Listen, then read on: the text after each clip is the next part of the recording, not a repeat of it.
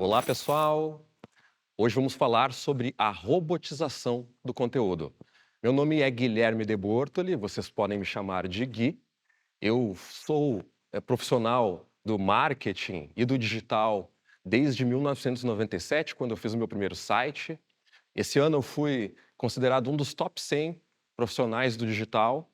Eu sou conselheiro executivo de parcerias da RD Station e CEO da Orgânica Digital, empresa na qual sou cofundador.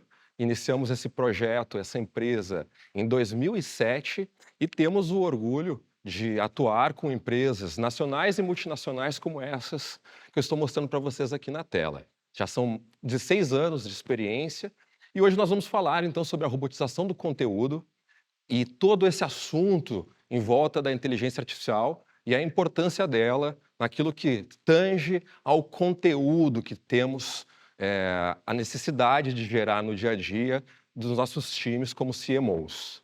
Bom, se vamos falar de conteúdo, obviamente temos que iniciar essa conversa pensando no comportamento dos nossos consumidores, principalmente os brasileiros, afinal de contas estamos agora no Brasil.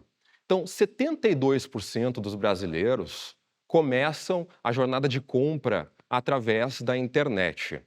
89% deles afirmam que a experiência do cliente ela é muito importante em suas decisões de compra. 97% buscam informações na internet para começar a sua jornada de compra antes de ir para uma loja física. 79% dos brasileiros são usuários de redes sociais e impressionantes são os números do tempo que as pessoas ficam em média usando a internet e as redes sociais. 9 horas em média usando a internet diárias e 3 horas em redes sociais por dia. Então isso é um banquete para nós, CMOs, quando a gente pensa nos nossos objetivos, nas metas e nos mercados que nós queremos adquirir e alcançar e avançar o crescimento das nossas empresas, naturalmente. Então, quando a gente fala disso, naturalmente eu quero fazer um exercício com vocês. Imagine que você, como CMO, fez uma pesquisa de mercado e entendeu que existe um mercado endereçado, disponível para vocês e alcançável por vocês, de hipoteticamente 1.000 clientes potenciais. Esses 1.000 aqui são simplesmente para facilitar a matemática, ok? Então pode ser 100 mil, 1 milhão, 100 empresas, 100 potenciais clientes, mas 1.000 potenciais clientes. Então olhem para essa pizza que vocês estão vendo agora e imaginem que esse é o mercado disponível e alcançável por vocês. Ok, segundo o Chet Holmes, 30% desse mercado, ele não é possível de ser alcançado. Como assim não é possível de ser alcançado? No livro A Máquina Definitiva de Vendas, o Chet explica que 30% em média, e outras pesquisas falam de números similares, são clientes que acabaram de adquirir um produto. Vamos hipoteticamente imaginar aqui que a gente vende carros para a classe C. Esse cliente, então, ele acabou de comprar um novo veículo para sua família, ele comprometeu a sua renda familiar com um financiamento de 60 parcelas, 60 meses. Então, por melhor que seja a sua oferta, não vai ter como vender um novo veículo para aquela família. Então, esse cliente ele entra nessa fatia da pizza de 30%. Restam, então, 700 potenciais clientes nesse momento para que a empresa trabalhe e busque atingir as suas metas. Bom, aí a gente olha aqui, segundo ainda o Chet, 3 a 10% desse mercado, ele é um cliente que está comprando agora. Nesse exemplo, são 100 potenciais clientes comprando agora. E o que a gente geralmente faz como CMO para alcançar e vender para esses 100 potenciais clientes? A gente trabalha com ações de performance para capturar essa demanda. Né? Então, geralmente, esse mercado foi se consolidando e nomeando as agências como agências de performance, aquelas que têm o objetivo de capturar essa demanda de compradores e gerar a venda num curto espaço de tempo. Beleza, esse é o tradicional. Qual é o problema que a gente enfrenta muitas vezes, muitos CMOs enfrentam, no seu time comercial, caso tenha, ou no seu e-commerce, ou ainda no seu ponto de físico, na sua loja ou na sua indústria. A gente captura a demanda e aquela demanda não compra, né? E começam as brigas. Marketing com o time de vendas. Aquele lead é desqualificado, esse lead não compra. Aquele tráfego é desqualificado. A gente está conversando com o cliente errado, a gente não está fazendo um bom trabalho com a agência. E fica um empurra de responsabilidades em relação à performance, né? E a gente fala de performance, mas por que muitas vezes ações, por exemplo, de outbound marketing não funcionam? Eu pego um telefone, um time comercial pega um telefone e faz uma prospecção fria por e-mail ou por telefone, desculpa, óbvio, por telefone é por telefone, ou manda um e-mail frio, né? Ou ainda faz um social selling através do LinkedIn, entra em contato e não tem respostas, não tem a atenção das pessoas. Essas pessoas não conhecem a marca, essa marca não existe dentro da mente dela, não está consciente da existência, não tem familiaridade e, por consequência disso, não tem confiança. Então, eu, como líder de marketing, diariamente, uma parte do meu dia é me driblar esses desafios que consomem a minha atenção e tiram o meu trabalho do foco, que é entregar resultados para a minha empresa. Logo, esses telefonemas, esses e-mails, eles estão roubando o tempo dessa liderança e essa liderança ela não vai dar tempo. Agora, imaginem outro lado. Digamos que a RD liga para mim, Guilherme, eu conheço a RD, eu tenho uma história com a RD de muitos anos, eu sou grato pela existência da empresa, o conteúdo dela me atingiu e transformou a minha empresa. E, Guilherme, João da RD está no telefone para você. Opa, RD é legal. Eu pego o telefone e atendo feliz pela RD, lembrar de mim, dar atenção para mim. E assim acontece também com as campanhas, né? Por que eu devo prestar atenção nessa campanha que está me oferecendo algo? Que está me oferecendo um desconto, ou que está contando uma história para mim? Então, branding muitas vezes não é visto como performance, né? E performance não é visto como branding. Mas é óbvio que branding gera performance e performance gera branding. Essas coisas estão interligadas, né? Vejam só, 45% das pessoas deixariam de seguir uma marca por excesso de autopromoção. Aquela empresa que fala só sobre ela, que fala só sobre os seus produtos, que fala só sobre os seus serviços, e que ela está num diálogo com um espelho, falando dela mesmo para ela mesma, né? Então, os consumidores, segundo a Meaningful Brands, não se importariam se 77% das marcas utilizadas por eles desaparecessem. E isso é extremamente preocupante para nós CMOs. Nós precisamos cuidar de um ativo importante que é a nossa marca, que gera confiança e preferência no dia a dia. Don Schultz, ele explica, que é o Papa da comunicação integrada, isso em um livro já antigo, onde ele explica esse conceito de comunicação integrada, de conteúdo integrado, que é o seguinte: por que a preferência por marcas está caindo? Porque nós esquecemos que o trabalho das marcas é contar histórias e criar conteúdo. Bom, ninguém gosta de anúncios de panfletagem. Essa que é a verdade, né? A gente entra na internet como pessoas físicas, como consumidores em potencial para as outras empresas, não para, eu preciso abrir meu celular naquelas 3 horas em média nas redes sociais por dia, ou naquelas 9 horas na internet como um todo por dia. Eu preciso muito acessar a internet para ver os anúncios das empresas que eu estou perdendo. Eu estou com medo de perder um anúncio bom. Não é por isso que a gente entra na internet. A gente entra na internet, primeiro, para nos relacionarmos com outras pessoas. Afinal de contas, a tecnologia aproxima familiares, aproxima as pessoas, né?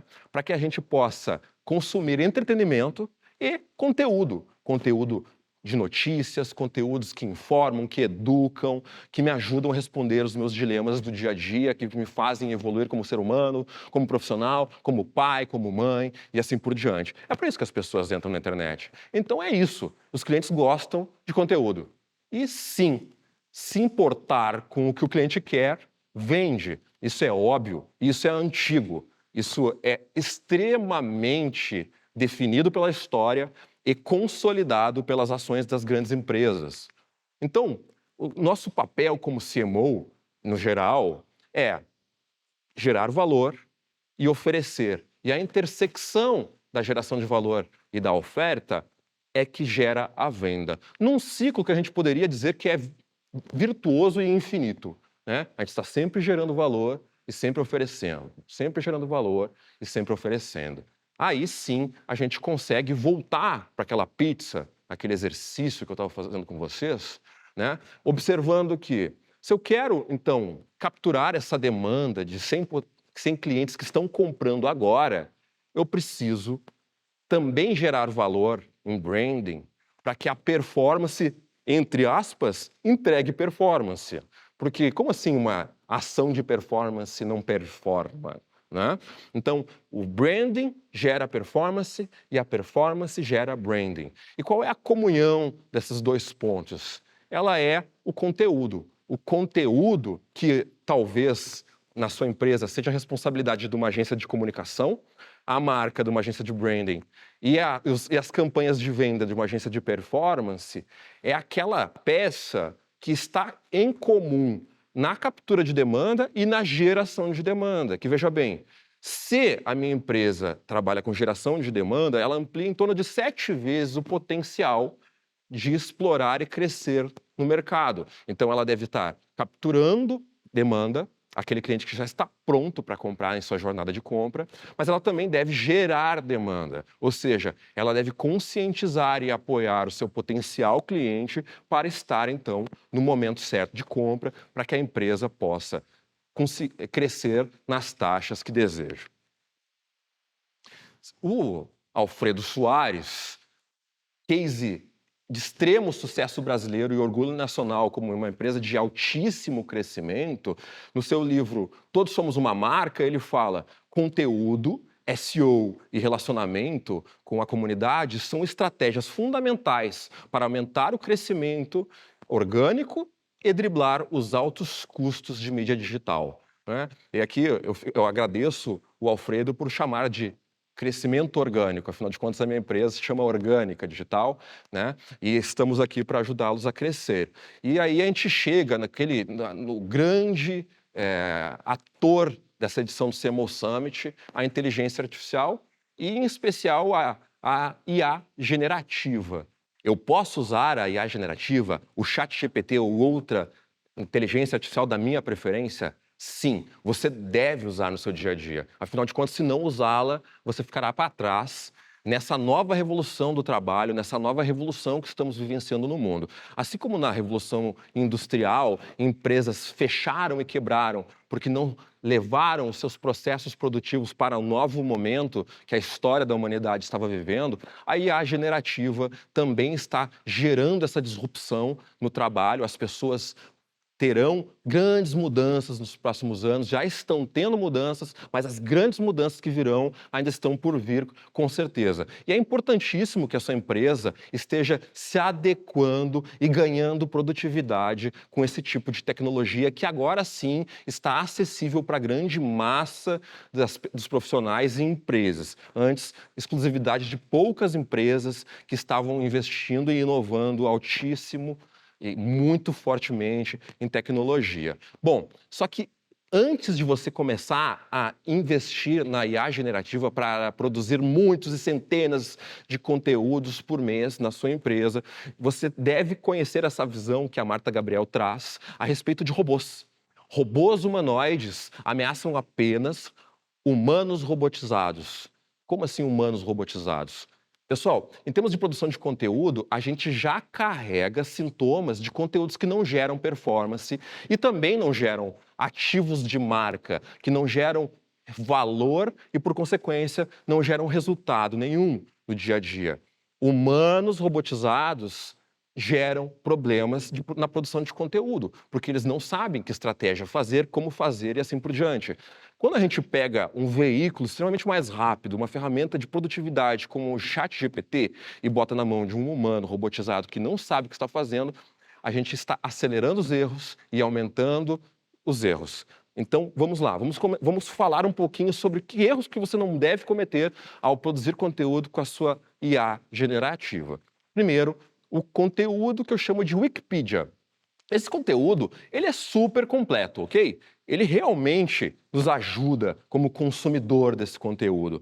Agora, ele não passa no teste cego do conteúdo. O que é isso que eu chamo de teste cego do conteúdo? Eu sou apaixonado pela uma marca chamada RD, já contei para vocês, e eu fiz um exemplo justamente com a RD, ok? Então eu busquei no Google LGPD no marketing. E aí os dois primeiros resultados são a RD e uma concorrente sua chamada Dinamize, posições 1 e 2 orgânicas, ok? Eu pulei os anúncios e agora ignorei os outros 8 resultados orgânicos que estavam na primeira página. Afinal de contas, esses dois resultados de fato vão receber algo em torno de 60% ou mais dos cliques para essa pesquisa. Então, faça o seguinte exercício: pegue essas duas páginas, extraia o conteúdo delas, jogue no Word ou no Google Docs, caso você use ele. Dê um procurar e substituir pelo nome das empresas e substitui para empresa. Ok. Agora você tem o conteúdo puro de ambas essas páginas e passe para os seus colegas e clientes e pergunte: e aí, de quem é esse conteúdo? Eu garanto para vocês que dificilmente essas pessoas vão dizer: opa, é da RD ou é da Dinamize. Assim como o teste cego, onde você testa a Pepsi contra a Coca, que as pessoas vão, apaixonadas por Coca, afirmar que estão tomando uma Coca, mas é uma Pepsi e vice-versa. Então, o conteúdo que o Wikipedia, ele não carrega o DNA da marca, ou seja, raramente ele gera performance, porque ele não conta quem é a marca, o comportamento dela, ela não posiciona a empresa, e ele é basicamente teórico e parece um trabalho de faculdade. Ou seja, não é bem marketing, porque marketing deveria gerar marca e gerar performance no que tange a conteúdo, né? Então ele poderia ser de qualquer empresa. E a gente tem que se pensar, poxa, eu estou fazendo um conteúdo que carrega o meu DNA, que posiciona a minha empresa, que traz clareza da experiência da minha empresa, contando as experiências que a gente tem no dia a dia, levando aquilo que tem dentro do meu escritório, da minha fábrica, da minha loja, para o meu consumidor de conteúdo. Se não, possivelmente eu estou produzindo um conteúdo Wikipedia e eu não estou explorando o máximo potencial de conteúdo. Aí a gente chega num conteúdo que eu chamo de conteúdo amigo. Ele é excelente para relacionamento.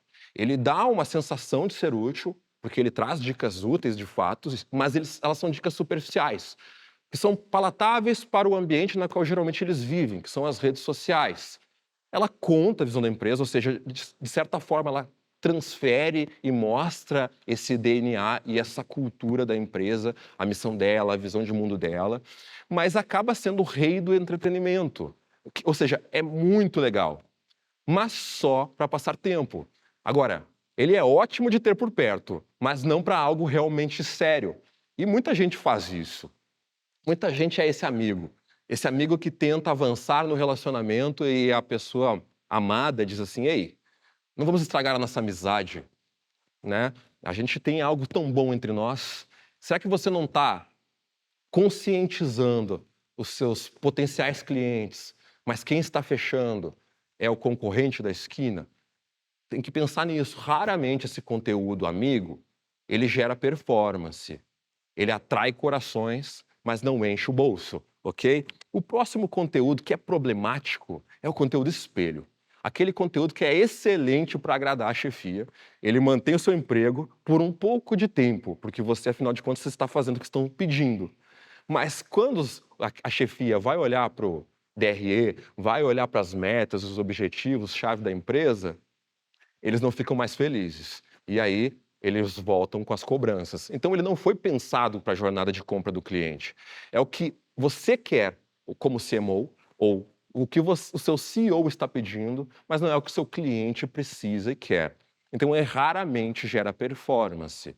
E, por fim, e extremamente preocupante, a gente tem, então, o conteúdo errado. Essa imagem ela é autoexplicativa, né, pessoal?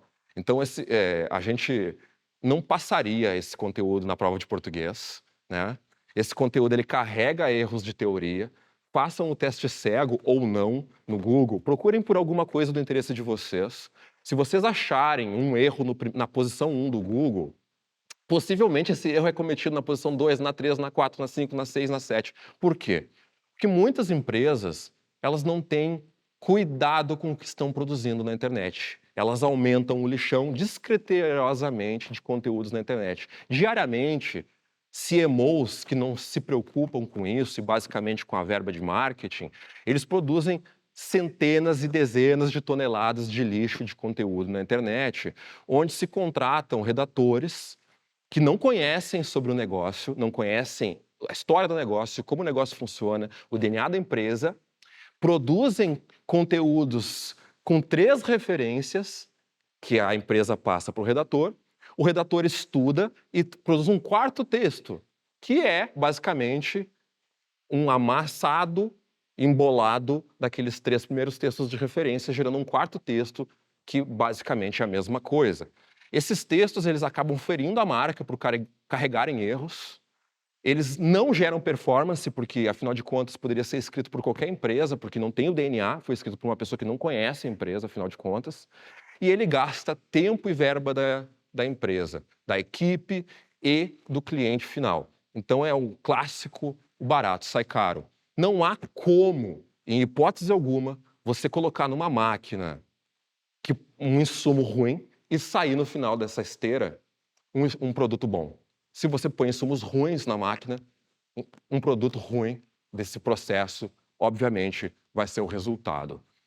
E aí, esse meme aqui, ele é maravilhoso para explicar isso que eu estou falando, né? Que graças à inteligência artificial, as máquinas já podem substituir os nossos humanos robotizados de má vontade, né? Então, vai sair um trabalho horrível através de uma IA que é má pilotada por um humano de má vontade, um humano robotizado. Então, vejam bem, Guilherme, você é contra o uso do ChatGPT? Não. Na Orgânica, nós usamos o ChatGPT, mas para vocês terem uma ideia, um conteúdo dentro da nossa empresa tem um workflow, tem um processo de trabalho de mais de 60 passos que vão passando por diferentes disciplinas e inteligência artificial e software proprietário para conseguir gerar os conteúdos para os nossos clientes e para nós mesmos.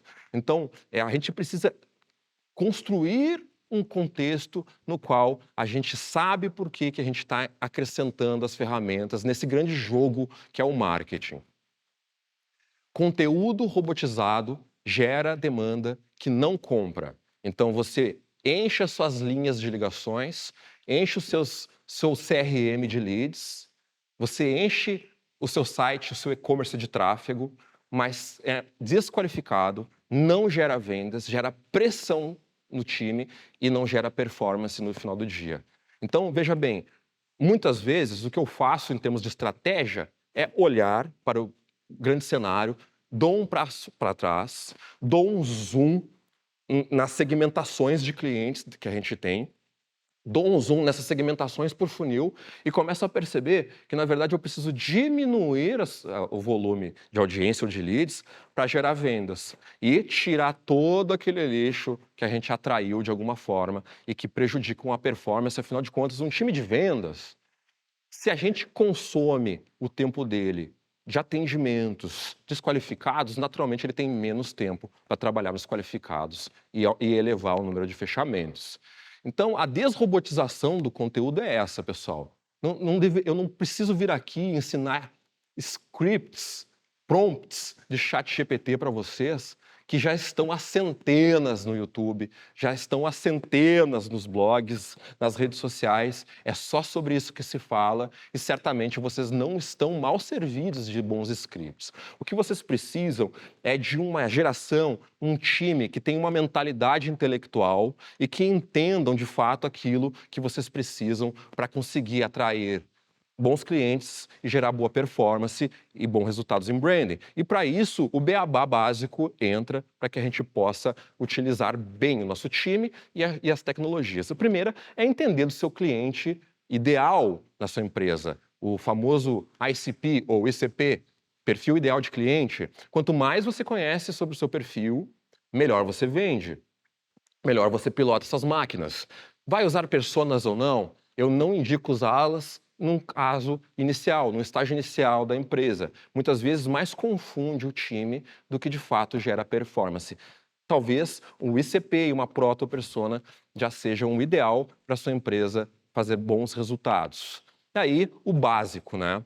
A empresa precisa fazer o dever de casa e ela deve fazer o entendimento, em termos de marca, produto e público, no que vai gerar credibilidade, no que vai gerar afinidade e demanda para a nossa empresa. Como eu vou criar interesse? Como eu vou criar segurança e confiança? Como criar conexão e relevância com o meu potencial cliente?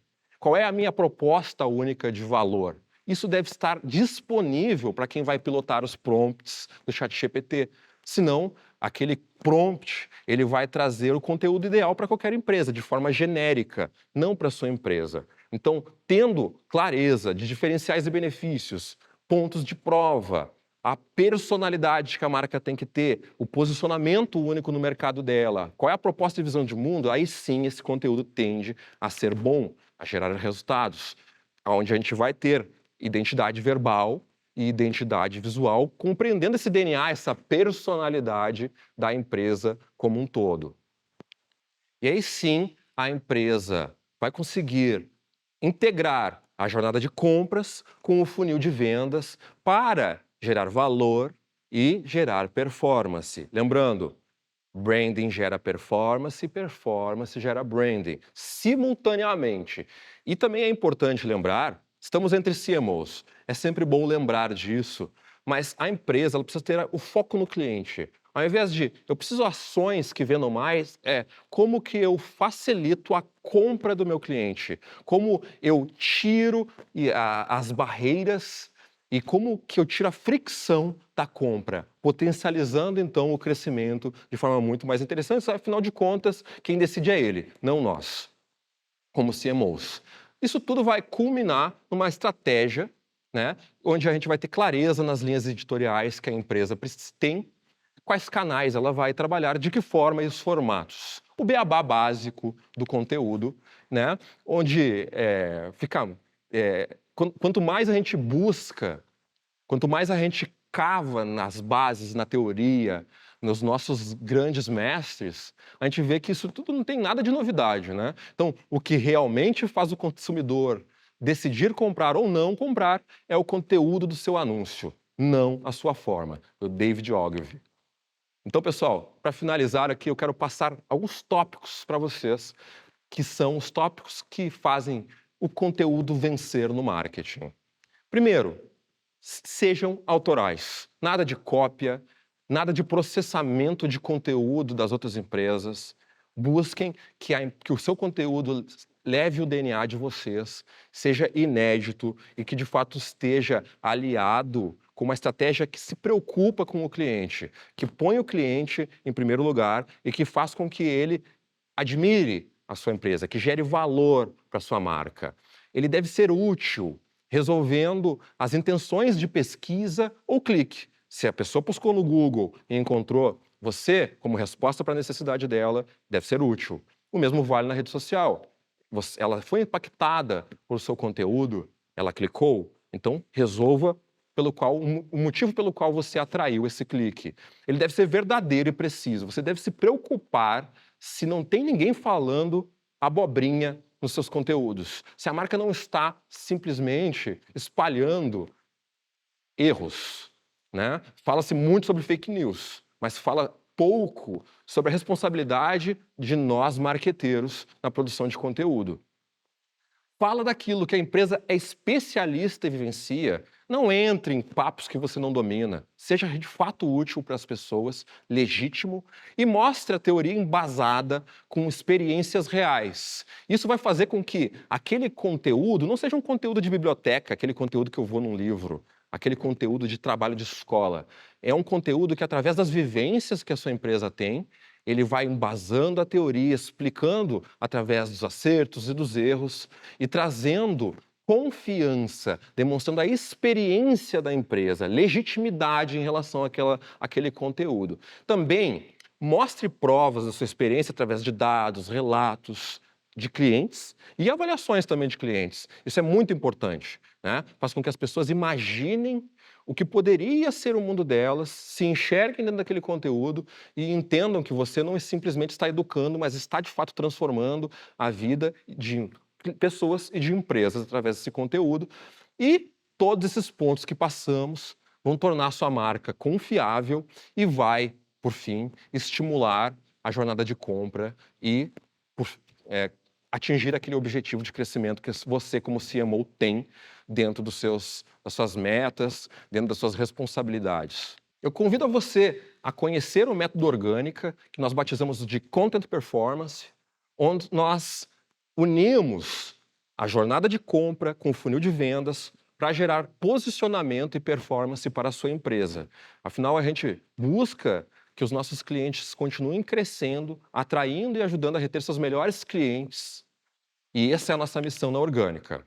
Se você quer aumentar as suas vendas, eu tenho uma boa notícia para você. Se você acessar bit.ly, com y, /CMO Summit 23, ou apontar a sua câmera do celular para esse QR Code, você vai poder solicitar um diagnóstico e uma consultoria do nosso time. Nós vamos analisar o seu contexto e vamos prescrever, através de dados, vamos analisar o contexto, trazer dados que prescrevem um caminho para que você continue crescendo.